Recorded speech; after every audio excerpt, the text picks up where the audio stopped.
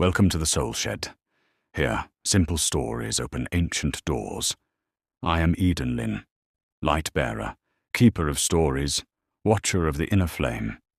For those who feel lost, walk with me. Your soul already knows the way.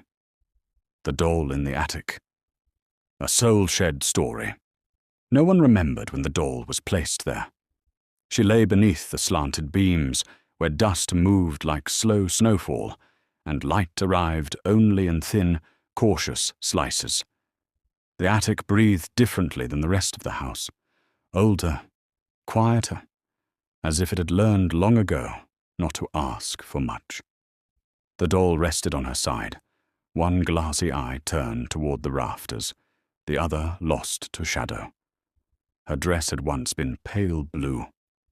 Now it carried the color of forgetting. The house below lived loudly. Doors opened, voices rose and fell. Footsteps passed under the ceiling where she lay. The doll never moved when they did. She had learned that stillness was safer. Stillness meant she wouldn't be noticed. Stillness meant she wouldn't be put somewhere else again. Sometimes the attic grew cold, and sometimes unbearably warm. But the doll endured it all without complaint. She didn't cry. Not because she didn't want to, but because crying had never changed anything. Her porcelain mouth stayed slightly open, frozen in a shape that suggested she had once tried to speak and been interrupted. She remembered hands.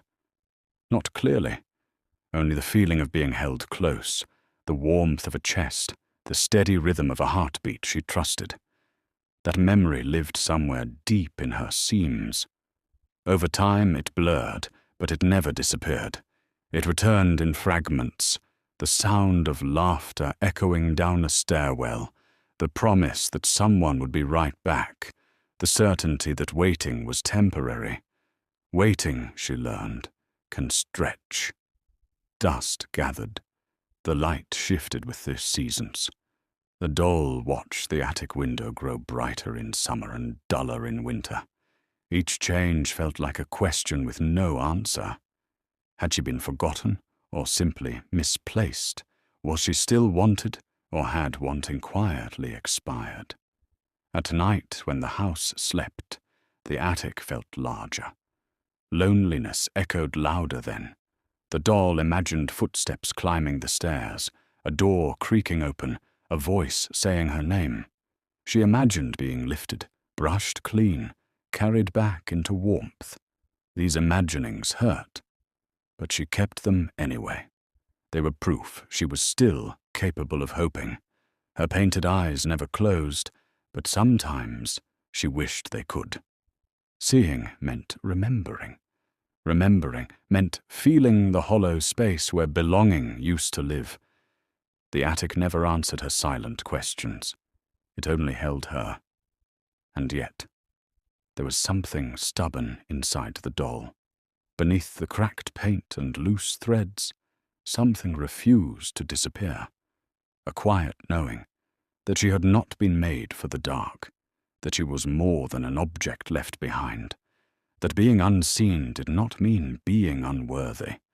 One day, light lingered longer at the attic window. Dust danced differently, as if disturbed by possibility. The doll didn't move, but something in her felt awake in a way it hadn't for a long time. She didn't know what would happen next. She only knew that she was still here, still intact, still waiting. And waiting, she realized, was not the same as being empty.